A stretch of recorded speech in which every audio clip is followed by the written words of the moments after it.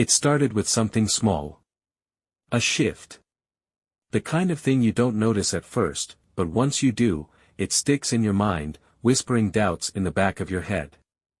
At first, I thought Amanda was just tired. Life had been stressful, after all. I had been working long hours, and she was balancing her job at the marketing firm while keeping up with our social commitments. But then, things changed. She started making those frequent trips to the gynecologist. Now, Amanda had never been one for regular checkups before. In fact, I'd had to practically beg her to go for her annual exams in the past. But suddenly, she was going at least twice a month. At first, I didn't think much of it. Maybe she was dealing with something personal, something she didn't feel like sharing. I respected her privacy. But then I started to notice little things. The way she got irritated when I asked casual questions about it. The way she always scheduled her appointments after work but never came home right away. The way she started carrying her phone everywhere, even to the bathroom, something she never used to do. One evening, as she was getting ready to leave, I leaned against the kitchen counter and asked, "Another appointment?" She barely glanced at me while pulling on her coat. "Yeah, just a follow-up." "That's, what, the third one this month?" She hesitated for half a second, just enough to make my stomach tighten, before forcing a smile. "Routine visits. Women's health is important, Jason." I nodded, forcing myself to smile back. "Of course it is. What else could I say?" She had an airtight excuse. If I questioned it too much, I'd look like a controlling husband. But something gnawed at me. And it wasn't just the appointments. The intimacy between us had all but disappeared. At first, she blamed stress. Then hormones. Then exhaustion. "Jason, I'm just not feeling it lately," she murmured one night as I wrapped an arm around her in bed, pressing a kiss to her shoulder. She had never been the overly passionate type, but this was different. This was avoidance. "Is something wrong?" I asked, trying to keep my voice even. "Is it me?" She sighed, rolling onto her back. "No, Jason. It's just. I don't know. Work has been insane, and these doctor visits are stressing me out. I need space." Space. That was the beginning of the end, right there. From that moment on, everything changed. At first, I made excuses for her. Maybe she really was going through something. Maybe she was dealing with health issues and didn't want to burden me. I wanted to believe her, I needed to believe her. But the truth doesn't care about belief. The signs were there, piling up one by one, stacking themselves into a story I didn't want to read. She started dressing differently, nothing extreme, but subtle changes. Lingerie I'd never seen before. More time spent on her hair and makeup, but only when she was going to her so-called appointments. Then there was the scent. One night, she came home late, slipping into bed as if nothing was wrong. But as I turned toward her, the faintest trace of an unfamiliar cologne drifted toward me. It wasn't mine. I lay awake for hours that night, staring at the ceiling, feeling like my world was starting to crack apart. Still, I said nothing. Not yet. The tipping point came a few weeks later. It was a Saturday morning, and she was in the shower. Her phone, for once, was left unattended on the nightstand. My heart pounded in my chest as I stared at it, debating. I wasn't the type of guy who checked his wife's phone. We had been together for 10 years. We had built a life together, a home. Trust was the foundation of everything we had. But trust isn't blind. I picked up the phone. The screen was locked, but the notification banner revealed just enough.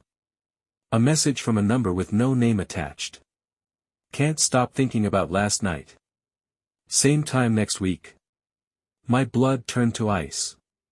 For a second, I hoped, prayed, that there was some kind of misunderstanding. Maybe it was a friend messing around. Maybe. But deep down, I knew. I knew. The woman I had loved for a decade, the woman I had built my life with, was lying to me.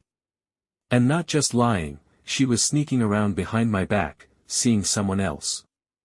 It took every ounce of restraint I had not to throw her phone across the room. Instead, I put it back exactly where I found it. And I made a decision. I wasn't going to confront her. Not yet. No, if Amanda wanted to lie to my face, I was going to let her. Because I wasn't just going to catch her. I was going to destroy her. One evening, I did something I never thought I'd do, I followed her. Amanda had another routine checkup scheduled for 6:30 p.m. She had been in a rush to leave, barely making eye contact as she grabbed her purse and keys. "I won't be long," she had said. "Don't wait up." I smiled, acting oblivious. Of course. The moment the door closed behind her, I grabbed my jacket and left through the back. My car stayed a few blocks behind hers, my pulse hammering as I followed her across town. The gynecologist's office was in a small medical plaza, dimly lit in the evening. I parked down the block, cutting the engine. My hands tightened on the steering wheel as I watched her step out of the car, check her reflection in the side mirror, and adjust her hair. Then she walked inside. I waited. 5 minutes. 10. I got out of the car. The air was cold as I approached the building, my breath fogging up in front of me. Through the glass doors, I saw the reception desk, empty. The waiting room was deserted. Amanda was nowhere in sight. I stepped closer, keeping to the shadows. That's when I saw it. A door, slightly ajar, at the far end of the hallway. And through that opening, a glimpse of movement. Amanda. She wasn't sitting in an exam room, waiting for a doctor. She was slipping through a side door, laughing softly. Her hand brushed against the arm of a man in a white coat. Something inside me snapped. Dr. Stephen Myers. Our family gynecologist. The man we had trusted for years. The same man who had once examined Amanda after her pregnancy scare. The doctor who had reassured me, both of us, that everything was fine. That he was just here to help. And now, that same man had his hand on the small of her back, guiding her into what looked like a private office. I felt like I had been kicked in the stomach. I moved silently along the side of the building, my hands clenched into fists. The window beside me was cracked open just enough to let sound escape. "You're such a bad girl," I heard him murmur. Amanda's laugh was soft, teasing. "You love it." "I do," he said. "But you're making it harder to stay professional." "Oh, please," she whispered. "You stopped being professional the moment you started calling me after hours." Bile rose in my throat. I forced myself to look through the gap in the blinds. There they were, standing close, his hands gripping her waist. Her fingers toyed with the buttons of his coat, her lips just inches from his. Then, in one slow motion, she pulled him down into a kiss. My vision blurred. This was no misunderstanding. No innocent moment that could be explained away. This was my wife, tangled in the arms of another man. A man who was supposed to be her doctor. I wanted to burst in. I wanted to grab him by the collar, throw him against the wall, and demand to know how long this had been going on. I wanted Amanda to look me in the eyes and tell me why. But I did none of those things. Instead, I turned away, heart pounding, fists trembling. Because this wasn't just about Amanda betraying me. This was about how I was going to make them pay. I sat in my car for almost an hour after leaving the clinic, staring blankly at the dashboard, my pulse pounding in my ears. Amanda had just thrown away 10 years of marriage for a man who saw hundreds of women a month, pretending to care about their health while seducing them behind closed doors. I wasn't just dealing with a cheating wife. I was dealing with a man who had broken every rule of ethics in his profession, a man who had leveraged his position of power to get what he wanted. And I knew exactly who could help me destroy them both. Mark picked up on the second ring. Jason. What's up, man? Haven't heard from you in a while. I took a breath, trying to keep my voice steady. I need your help. There was a pause. That sounds serious. It is. I told him everything, Amanda's fake checkups, the late nights, what I had seen through that damn window. When I finished, there was a long silence. Then Mark let out a low whistle. A doctor sleeping with a married patient? That's a scandal waiting to happen. I could almost hear the gears turning in his head. You sure about this, Jason? He asked. Once this goes public, there's no coming back from it. There's nothing to come back to, I muttered. I just want the truth out there. Mark hesitated for only a moment before exhaling sharply. All right. Let's do it. We spent the next few days putting everything in place. Mark, being the investigative journalist that he was, had connections, people who knew how to get information that wasn't meant to be found. By the end of the week, he had secured access to the clinic's security feeds. That's step one, he said over coffee one afternoon. But we need more. We need proof, something undeniable. And I knew exactly how to get it. Amanda had another appointment scheduled for Friday night. This time, we were ready. Friday came, and I followed Amanda again. The routine was the same. She parked, fixed her hair in the mirror, then walked inside like she didn't have a care in the world. Except this time, Mark and his team had already set up hidden cameras in Dr. Meyer's office earlier that day. As I sat in my car, gripping the steering wheel so tightly my knuckles turned white, I knew there was no turning back. This wasn't just about catching them in the act. This was about making sure they faced the consequences. For everything. That evening, my phone rang. Mark. I picked up immediately. Tell me you got it. Oh, I got it, he said, his voice carrying a note of dark satisfaction. Jason, you're going to want to see this. An hour later, I sat in Mark's apartment, staring at his laptop screen. The footage was damning. Amanda walked into the office and locked the door behind her. Myers was already there, waiting. They didn't waste time. Lips met, hands tangled, buttons undone. Their bodies pressed together as if they had done this 100 times before, because they probably had. Clothes slipped away, the white coat discarded like an afterthought.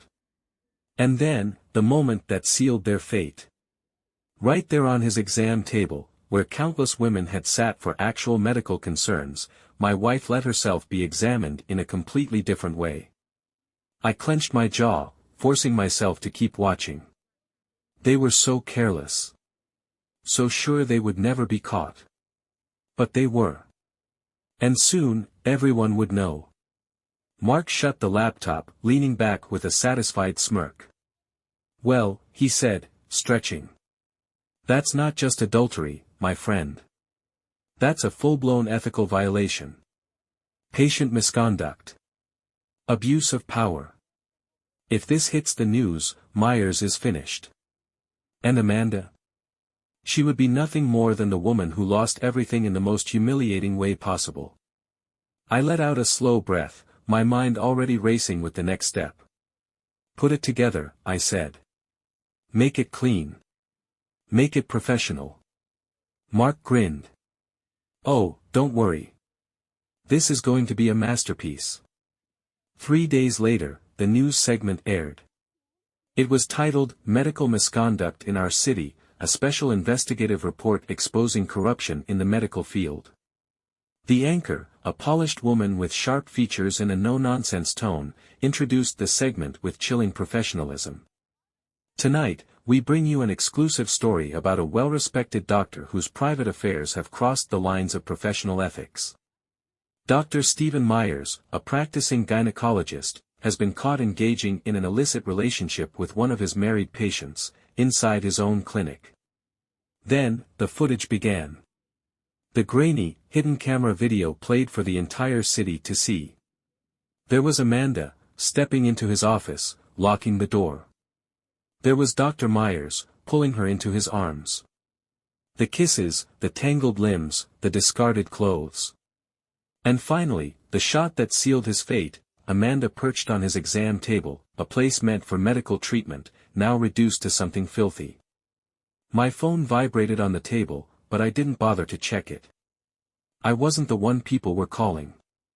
Amanda sat frozen on the couch beside me, her face pale as a ghost, her fingers gripping the fabric so tightly her knuckles turned white. She opened her mouth, but no sound came out. Then, barely above a whisper, "What have you done?" I took a slow sip of my coffee, keeping my eyes on the screen. The report was still rolling, showing footage of Dr. Myers at the hospital, his bio displayed beneath his smirking photo. "I told the truth," I said simply, placing my mug back on the table. "Something you forgot how to do." Amanda's phone started buzzing. Then again. And again. Calls. Texts. Notifications flooding in faster than she could process. Then came the first call from an unknown number. She hesitated, her trembling fingers hovering over the screen. Then another call. And another. Finally, she answered. Hello." Her voice wavered. A pause. Then, a voice loud enough for me to hear from the other side of the room. "Amanda, what the hell is going on?" I recognized the voice, her boss. The realization hit her all at once. This wasn't just a personal disaster. This was a career-ending catastrophe. Her face crumpled.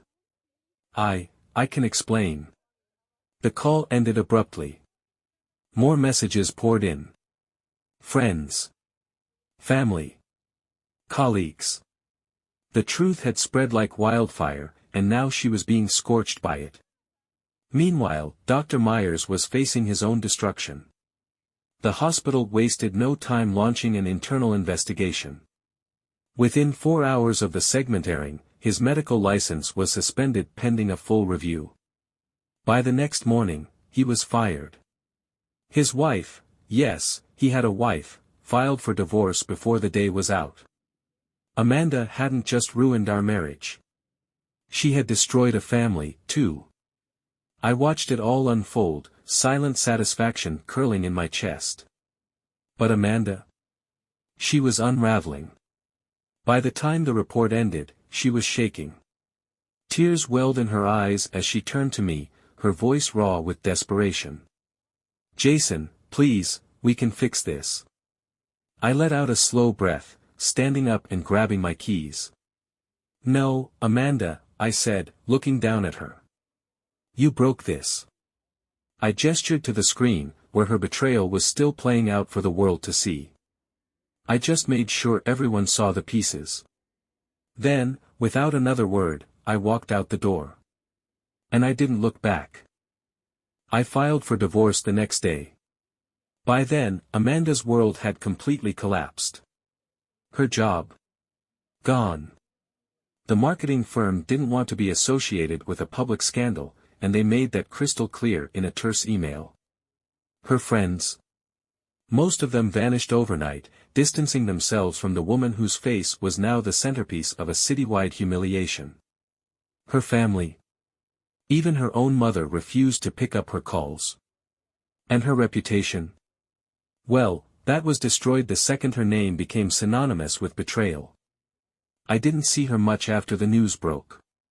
She stayed locked in the house, curtains drawn, probably too afraid to step outside and face the consequences of her actions. The first few days, she still tried to fight back. Tried to beg. Tried to manipulate. "Jason, please," she had sobbed, standing in our bedroom doorway as I packed my bags. "We can fix this. We can go to counseling. You don't have to leave." I had laughed at that, an actual laugh, sharp and bitter. Leave? I turned to her, shaking my head. "Amanda, I'm not the one leaving." Her brows furrowed. "What?" I zipped up my suitcase and walked past her, heading for the living room. Then, without even looking at her, I said the words that sealed her fate. You are.